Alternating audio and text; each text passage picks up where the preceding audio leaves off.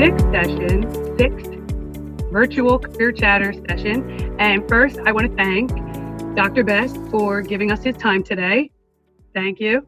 And our teachers, Ms. Hanson, Ms. Bartlett, and Ms. Noble, and all of their students, and of course, Ms. Summers, who's the brains behind all of the operations. Thank you. And students, I'm going to take a couple pauses throughout and ask for your questions. But first, Dr. Best, can you give us a little background of your life, especially focusing on, kind of high school up until now? Sure. Good afternoon, students. My name is Dr. Marcus Best. I'm a cyber engineer here at Lockheed Martin in Valley Forge, Pennsylvania, right across from King of Prussia Mall. I am a cyber engineer here. I wasn't always on this career path. When I was right about your age, I dropped out of high school. I had no ambition to truly do anything or become anything, let alone a cyber engineer, until I met my first mentor who coached me on how to continue to do the things that I was doing outside of school, but to how important education was.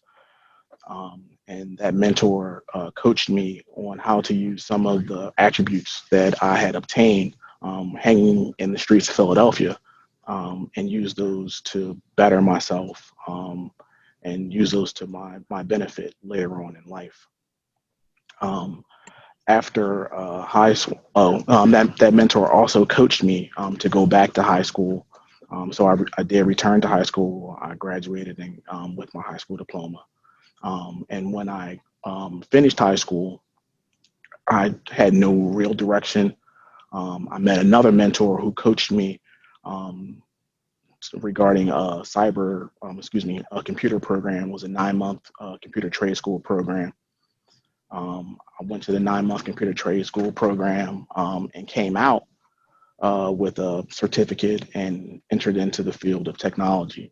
And from there, I kind of continued to grow and get better at what I was doing until ultimately returning to school. I tried college a couple of times. School was never really for me. I tried a couple of different schools and dropped out of those a couple of times until I did find one later on in life that was very good for me. It worked out for me. I went through and obtained my associates, then my bachelor's, then my master's, and my doctorate. And I received all of those. I didn't pay for those at all. I received all of those through tuition reimbursement through the various organizations that I wound up working for, until I got to where I am now, working at Lockheed Martin, doing, as they say, some of the coolest stuff on earth. Protecting all of us, correct? Correct. So yeah, Can I say something? go ahead. Actually, my cousins on my mom's side, he's a engineer in Lockheed Martin too. Oh, that's cool. It's a lot of us here. It's a lot Yeah. of us. Yeah. Kevin Christian. Mm, nah, doesn't No. ring a bell, but the organization is so large. It's literally in almost every state in the United States and almost every country around the world. It's probably one of the largest organizations doing what we do. Uh, Um, can I say something? Sure. Uh, Can I ask you just when you're going to ask a question, just introduce yourself and then the question. Thank you. okay. Hi, I'm Blue, and I heard that you said you were lost after high school. I guess when you finished high school, what is something like you wish you knew when you were lost? Like something you wish um, about yourself. yeah, I wish that I knew how important um, education and trying. I wish I knew how important trying was. I think that's what I would say. As you go through life, you'll do a lot of things, and everything that you do, you won't be successful at. But as you try various things, you identify the things that you are good at and the things that do make you happy and the things that ultimately will make you successful. I wish I would have learned that a little bit sooner in life, coming out of high school and kind of during that gap, and even a long time after that gap. I didn't necessarily understand the importance of that, of trying different things, or of even embracing your failures. Um, I think that's the biggest thing, trying and embracing your failures. Did that answer your question, Blue? That was great. Thank you. Yes, That was thank you so much. Do any these students are chomping at the bit to ask questions? So this is great. Any other students want to ask? I would like to ask the question. Hi, my name is Nyla. I was wondering, like, how long did it take you to, like, build up your cybersecurity, like, learning how to do all the motives in it? I think it's cybersecurity in general is such a large field. Um, it's one of those things that when you come into, you're constantly learning. I can tell you, I probably learned 5 new things today, literally. But it's a iterative process. As with most things, when you walk in the door, you aren't gonna know everything. You just have to be willing to read. Reading is probably one of the biggest skills in anything. If you know how to read, you can pretty much do anything. Um, but for me to get to where I am now, I've been in this field for 20 years now, which is, I can't even believe 20 years. Wow, it went by so fast. But again, walking in the door, I didn't know everything. I probably didn't know anything. You learn by doing things. You learn from the people around you, and you always have to be, again, willing to try a thing, and willing to, try to be successful at it. And if you're not, you know what? Tomorrow's another day. Try again. Try something else. Hope that answered your question. Yes, it did. Thank you. I have a question. Sure. Introduce yourself, please. Thank you. My name's Caitlin. How did you find the motivation from where you were to be better? Get motivation to just be better? Um, it wasn't an overnight thing. It definitely wasn't. As you meet different people, you start to recognize attributes in the people around you. That's why it's very important to surround yourself with positive people. As you meet people, you recognize the attributes in those people that you like, or you would want to be like, and you start to absorb those things.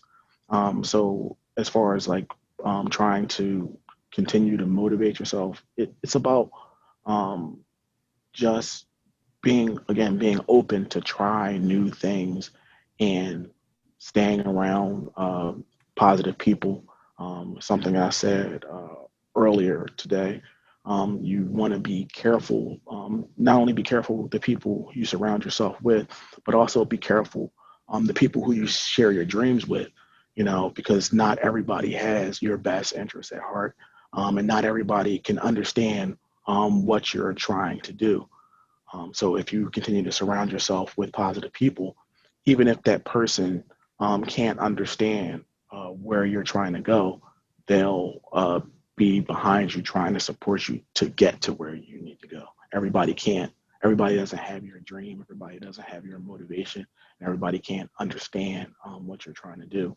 And you want to try to stay away from people who can stifle your dream, or people who can try and slow you down or drag you down. And sometimes you have to walk away from people who are like that, and just remain positive. My name is Marta, and I want to know, what are some lessons that you have learned the hard way? That's a very, very good question. Um, One of the lessons that I've learned the hard way, one, again, so you have to remain positive. Don't let people push your buttons. It's very easy. It's easy to get mad, and it's easy to be angry, and it's really easy to hold on to it. And sometimes, when you get mad or you get angry, it almost feels good to hold on to it. It almost feels good, like when you're in that place, and you might not even recognize that it feels good, but you have to be able to let anger go, let things go, and not let people push your buttons, not let people get to you. I think that's one of the biggest things.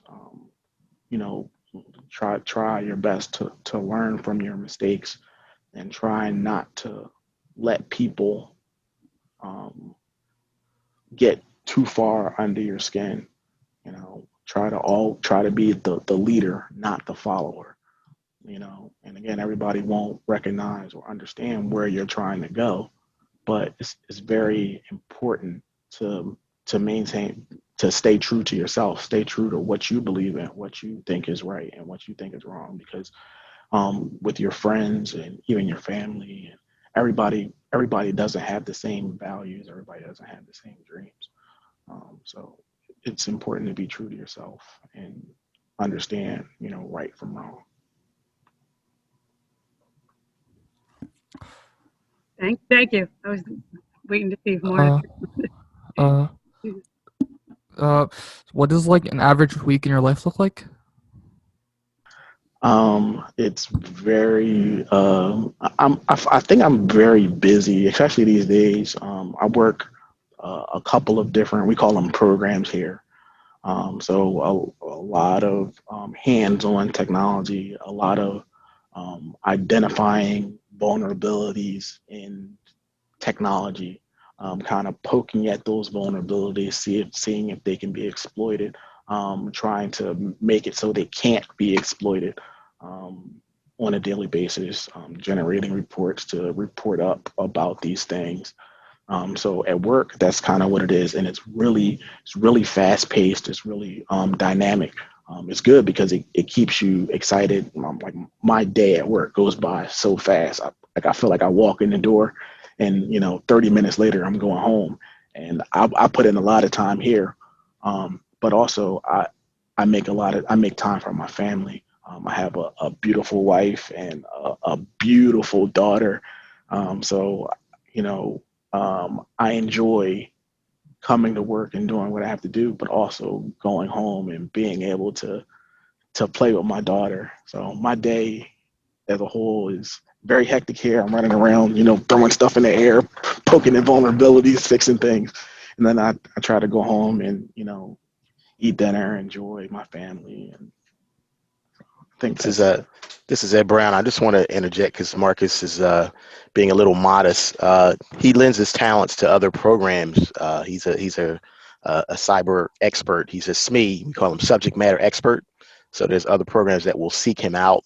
We're peers. We're colleagues. I mean, he actually works for me, but I consider us peers. We're really on the same level. He could easily do what I do, but he lends his talents to other programs, and whenever they need a technical problem to be solved, I will recommend Marcus or say, Marcus is your guy. That's who you need to solve this. So he does a great job. He's modest and he's well balanced. We're cut from the same cloth in that we're very busy inside of Lockheed and out. So it's a joy working with him every day. Just wanted to add that. Thank you, Mr. Brown. That is a problem amongst a lot of our guests. They're too modest. I sometimes have to do the same thing, but thank you. And if the students didn't pick up on that, Mr. Brown works with Marcus at Lockheed Martin, and I love the way he described that. Technically, Dr. Best works for him, but they're equals and on the same team, and he can do his job. I mean, that's a great leader right there. So Mr. Brown is also an all-star. Excuse me, I have a question. Oh, go ahead, Ms. Summers. Just one thing I wanted to ask Mr. Best. He mentioned this in his last session, that he wasn't good at computers in high school. I think he mentioned that he didn't even have a computer, and he stumbled upon this, and he had no idea that this was his talent. Definitely. Like growing up, I grew up in the streets of West Philadelphia. And when I say in the streets, I don't mean like in the streets. I mean like in the streets of West Philadelphia. So, my family, we didn't necessarily have a lot of money and things like that. And growing up, I probably didn't, when I got into this, I didn't have a computer. I didn't have truly the resources to make it to where I am. But leveraging different people and learning from different people, and continuing to grow every day, and don't not being discouraged by whatever the circumstances are. You got to keep pushing ahead. And as far as technology, a lot of people look at it like it's just this hard thing, and I'm sure a lot of you students, this, like you're good with your computer, you're good with technology. Anybody can do it, and I'm sure a lot of you learn just like hands on. But imagine if you just like you picked up this book and you read this. I mean, because that's all it is reading. You pick up this book and you read, and you learn so much more. It expands your abilities so much more, and being around like-minded people who are doing the same things that you're doing, or trying to learn the same things that you're trying to learn. So basically, whatever the circumstances whatever circumstances are, don't let those circumstances stop you if it's something that you want to do. I think I said this to Mr. Brown. Sorry, Mr. Brown. Yesterday we went to lunch. I said to him, you know what? They can slow me down, but they can't stop me. You can block me from doing something, but you can't stop me from doing it. I can get around it and do it a different way. That's true. I just wanted to add, that I think this audience, especially based on the intelligent, great questions that I'm hearing, they're at a distinct advantage that we didn't have Dr. Best or Marcus. They have the advantage of technology like iPhones or Androids. And if I took a poll, every hand in here would be raised as far as if they own a $500 or so piece of technology that they've never looked at a manual for, but they know how to use backwards and forwards. Everyone in this audience will know how to use that as an expert. And if we gave them a brand new phone, it would probably take them, less than an hour to learn how to use every feature, because that's the nature of this generation. So I think the learning curve for you to get acclimated to cybersecurity would be shorter than it has been for Dr. Best and I, just based on the nature of your access and exposure to technology. But I think in that though, it's important to make the distinction though that maybe technology isn't what you want to do, and just because I was good with technology, where I made it in this field, you can do this in anything. Anything that you want to be, anything that somebody is trying to stop you from doing, or you think somebody is slowing you down, you can apply, those same skills that you already have to push yourself in any direction that you want to go. Definitely. Yes, and speaking about that, I wanted to bring up the point that we brought earlier about, so you talked a lot about your mentors, and I really want to hit home for students that these mentors didn't like come to your door, knock on it, and say, Marcus, can I be your mentor? So like, can you explain to students the role they play in Sure. being open to it? And it's a two-parter, I love to do two-parters. So Sure. can you explain that? Because I want them to know that it didn't fall in your lap. Like you were a part of it, like your willingness. And I think that same willingness was the willingness to do that 9-month program. I really Mhm. dive in on that program because I think a lot of our students are down on themselves about this program or that school or that trade. Whereas you're not going to, they see you, they think you went to Harvard and then here you are. Like Oh, it doesn't no. work like that. So how your openness to mentors and openness to the program. Sorry, go ahead. Sure. Um, Through my life, I've had, mentors, so many mentors I can't even describe, or even remember all of them. But having a mentor, uh, part of it is, or a lot of it is your responsibility. You have to seek that mentor and seek the things that you want from that mentor. Be willing to reach out to people you don't know, or even people that you aren't necessarily comfortable with, and ask the questions that you want answers to, or even present what you're trying to do to those people, because the majority of those people, if they're truly good people, they want to help you. Um, but it's like going to the doctor, right? If when you go to the doctor can't help you until you tell the doctor what's wrong with you. The doctor's not going to just start patting you down and like, hey, is your arm, is it your neck? No, you go to the doctor and you say, oh, I hurt my elbow, and then the doctor kind of zeroes in on that thing. It's the same relationship that you have with the mentor. When you go to your mentor, you identify someone that you think potentially could be your mentor. You present your ideas or the things that you want more information on, to that person, and it's a ever changing relationship. And just because somebody is your mentor today, doesn't mean that they won't be. I mean, doesn't mean that they'll necessarily be your mentor tomorrow. Mentor relationships are ever growing and ever changing, and sometimes you surpass your mentor. And one day, you may be a mentor to somebody else who used to be. One day they're your mentor. Next week you're their mentor. It's a ever changing and ever growing role. And I'm sorry, I completely forgot the second part of your question. That's okay. It's about the program. Just, I think your Yep. same mindset. I think it's about mindset and your mindset when it comes to mentors and putting yourself out there Hmm. and the comfort zone. I think it's the similar thing about that program. I don't even know Yeah. how that came into your life, that program, but you were open. Yeah. Sure. So the program that I actually went through, it was a 9 month computer program. It was like networking support, networking and tech support or something like that. I don't even remember what the name of it was.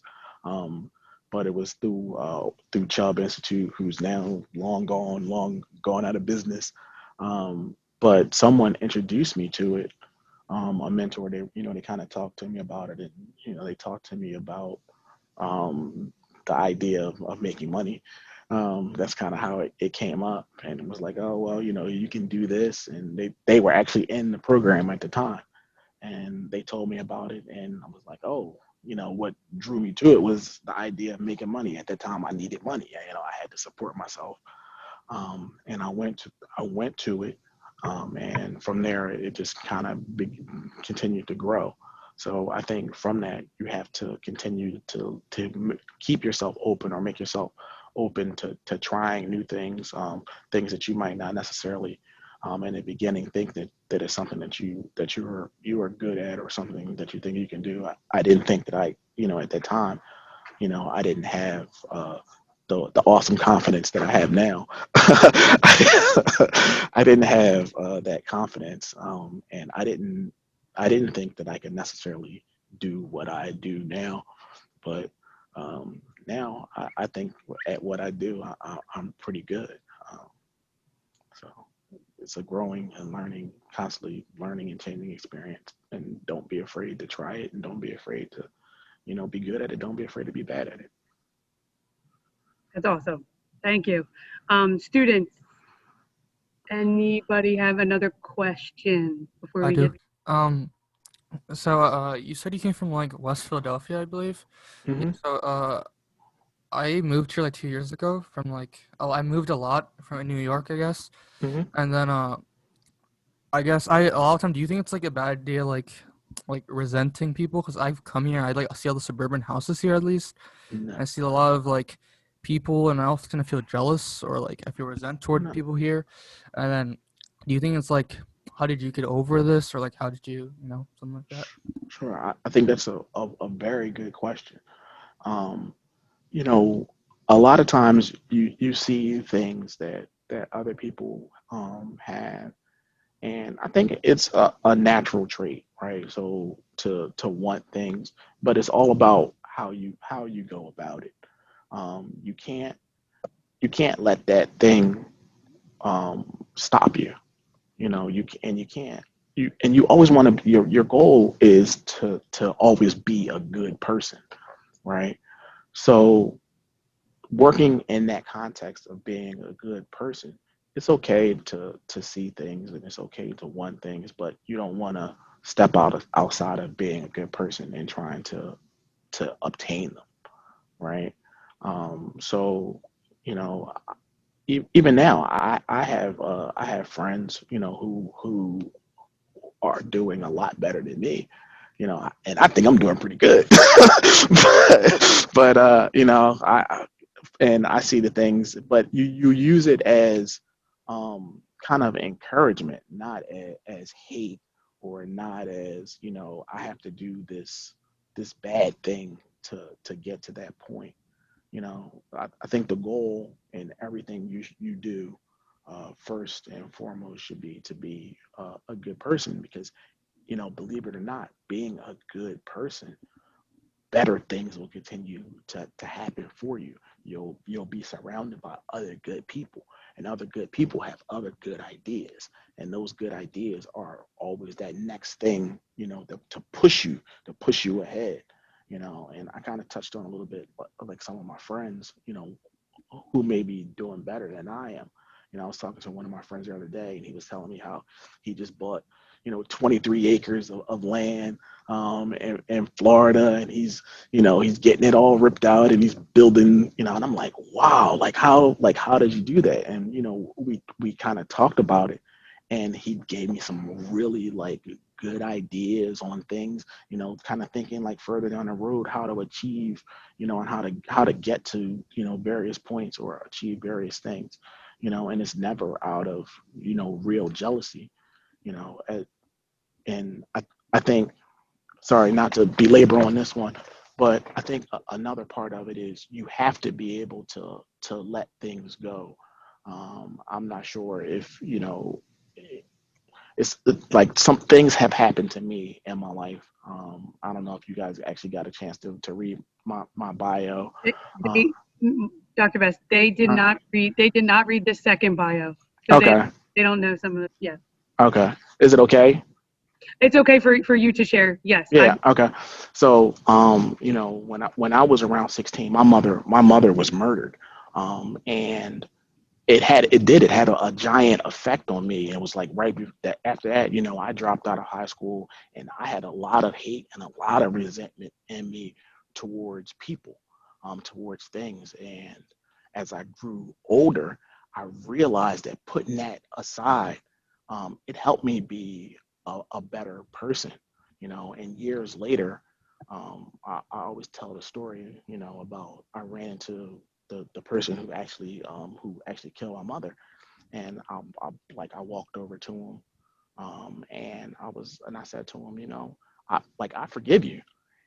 And that thing, like saying that thing out of my mouth, even now it like gives me chills.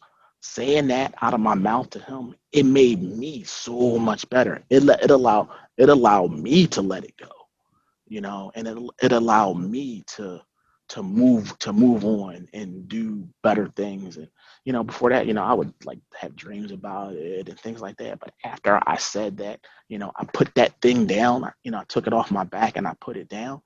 Um, I personally, on the inside, I felt like a better person. I truly believe I became a better person. thank you for sharing that, Dr. Best. And that was a very honest, good question.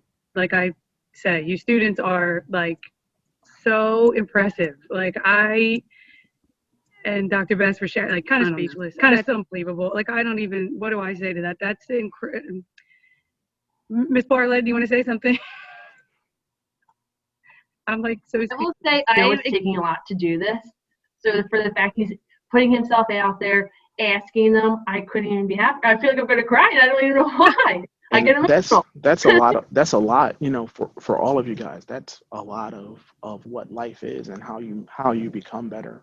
You have to put yourself out there, and you have to be or not be afraid of, you know, what somebody else is going to think about you, or what somebody else is going to say about you. And I know it's a lot easier said than done, um, but you kind of you have to move past that, because your goal is to get better, and getting better means a lot, you know. So you can't be afraid to put yourself out there. Yes, thank you. And we did have Tamara. You had a question.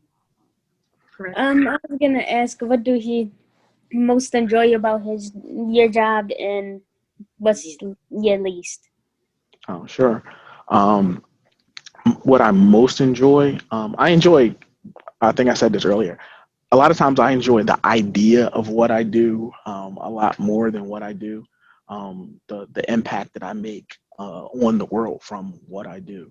Um, kind of just at a high level, what we do, we secure uh, government assets, for lack of a better term. For example, like your telephone, to get around, you use GPS. Um, we build those satellites here. We build those satellites that do that GPS, or provide that GPS service for your phone. And part of what I do is securing that resource so that our adversaries, whatever other country or nation state or whatever, so they can't use those things to their advantage. Um, Creating, a safer environment for everybody in the world, not just the United States. So I think I enjoy that. I enjoy the idea of knowing that. And what I think I enjoy least, I have this manager. His name is Mr. Brown. No, sorry. Nah. I knew that was coming. I think what I enjoy the least. Sometimes you have to, and this is everywhere in life, right? You can't always get your way, and you may come to the table and you have what you believe is the best solution to a problem. But in any environment, you have to be willing to listen to others and understand there are always other factors in it.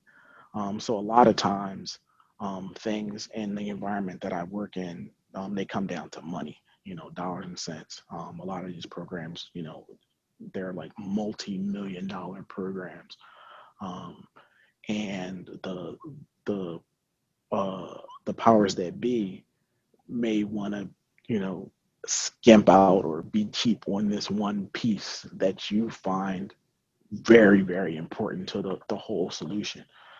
So that being said, I think the one of the things that I like the least is having to sometimes make those trades, um, and sometimes do things what I consider not 100% the right way, not necessarily the wrong way, but not 100% the right way. But in life, you have to. That's kind of, you're not always in charge, and no matter how smart you are, or letters, how many letters you have before your name or after your name or under your name, you know, I, you have to adhere to other things around you. So I think sometimes that's the hardest part. All right, thank you. Go ahead, Ms. Hanson. Okay, so Dr. Best, I Thank have a you. question, and it sort of just touched on something you were just talking about. I read recently some statistics about student success long term, and that, it's not necessarily the smartest kid in the room that's going to be the most successful. It's not necessarily these valedictorians. It's often comes down to your motivation and your willingness to work hard and your work ethic. What's your experience been like that you could maybe share with the students? Sure. Again, growing up, I don't think that I was the smartest kid in class. I wasn't really good in school. Um, I'm a horrible speller. I still can't spell. I use spell check. I'm horrible at When I just put initiative in the chat, I went on yeah. a separate computer and Googled it because I thought I do that all the time, but like those things, you can't let them slow you down. I think that as you grow and you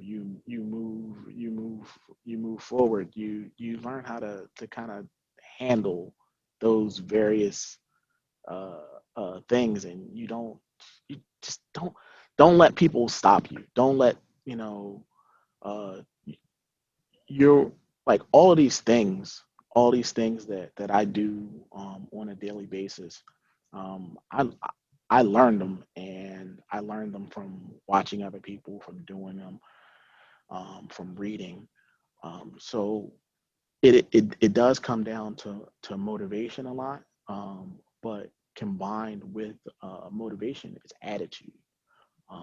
You have to have a willing attitude and be willing to try, be willing to fail, be willing to ask questions, be willing to leverage other people, um, be willing to help other people, and all of these pieces combined um, formulate, in my mind at least, that person who's truly successful, right? Because you could be good at running, but you're not good at building a car. So, in a car, you're going to get there faster. That might have been a bad analogy, but you need all of these various pieces to come together. And, being book smart is only one piece of it.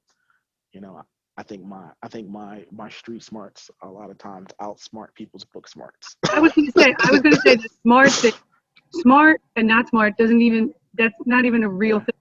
It's yeah, good at school and not even good at school. Like school suits them, and that's yeah, great for people that school suits. There's nothing wrong with that.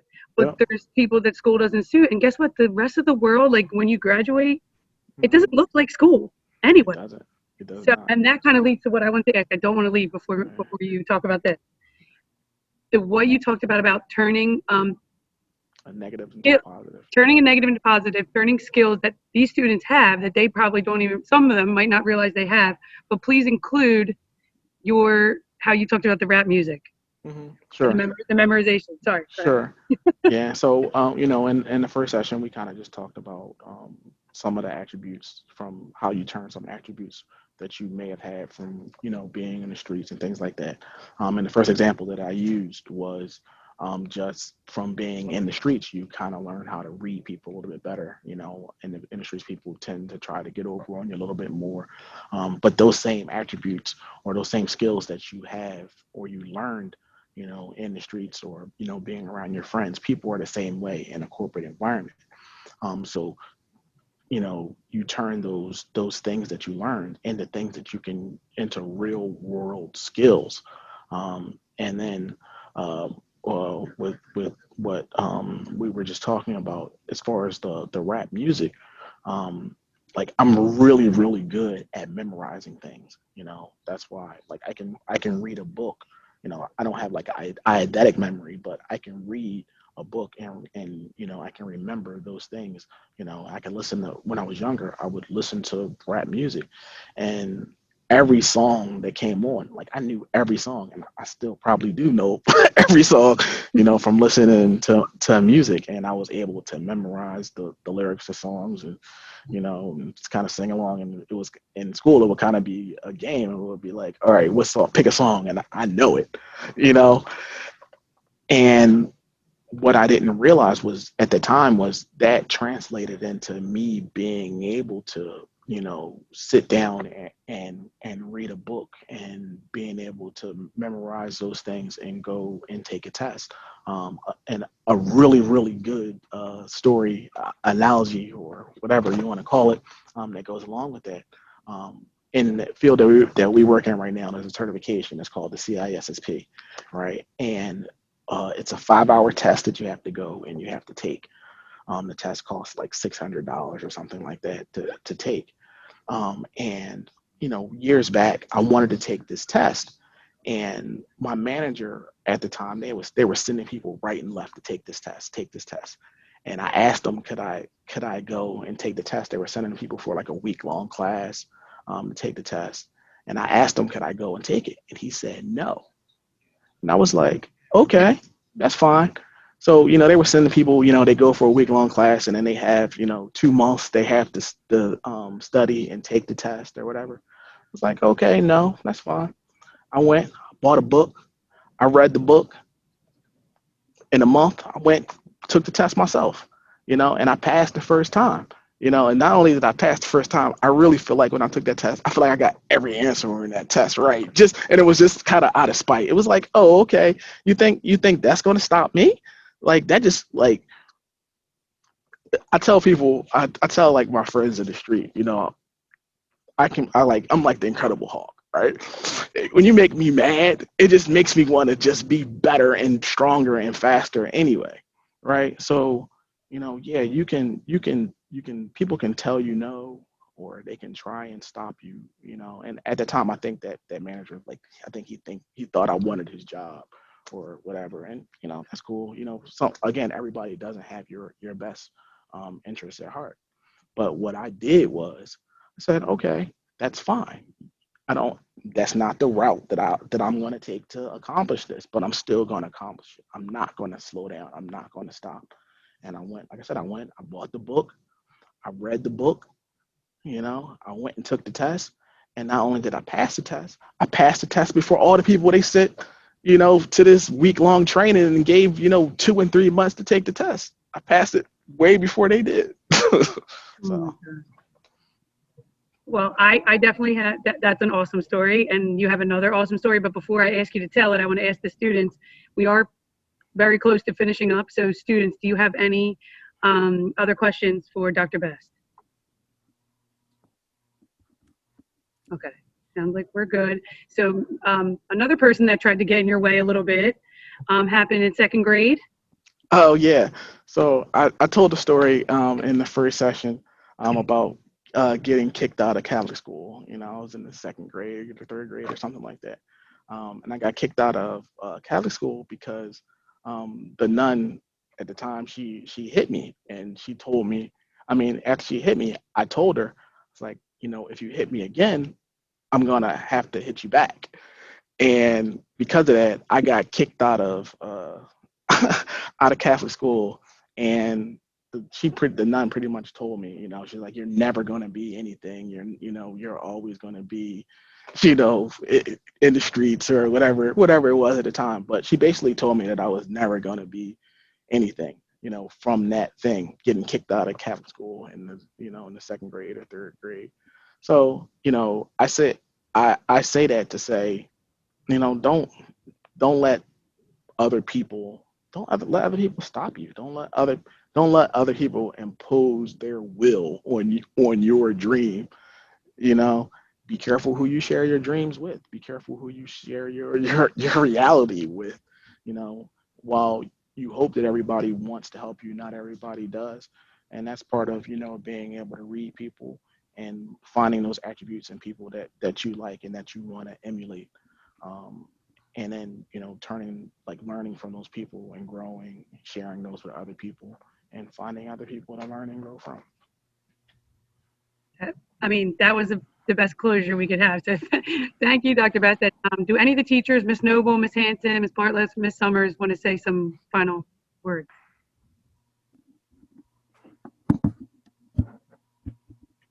I want to, is that something? Okay.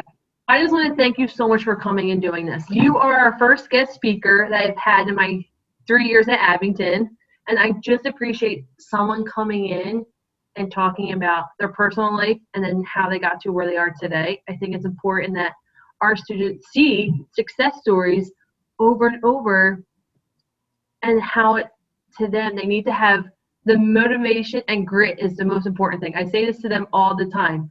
You yourself are going to get you through the hard times and the good times, but you need to have that motivation. So for you bringing that up, I really appreciate it.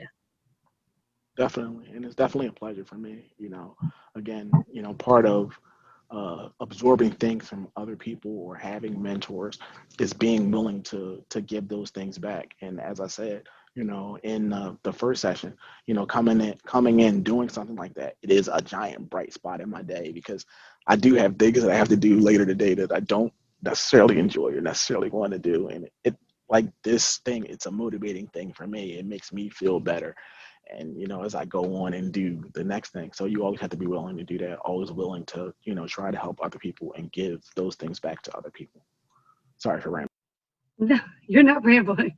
Any other teachers? I just want to say thank you as well. I think some of the reactions, the facial reactions from the kids just show how meaningful some of the things that you've said were. And I really hope that they've hit home, that they've hit a chord with people. I think that you've done a tremendous job in showing students that there is no blueprint.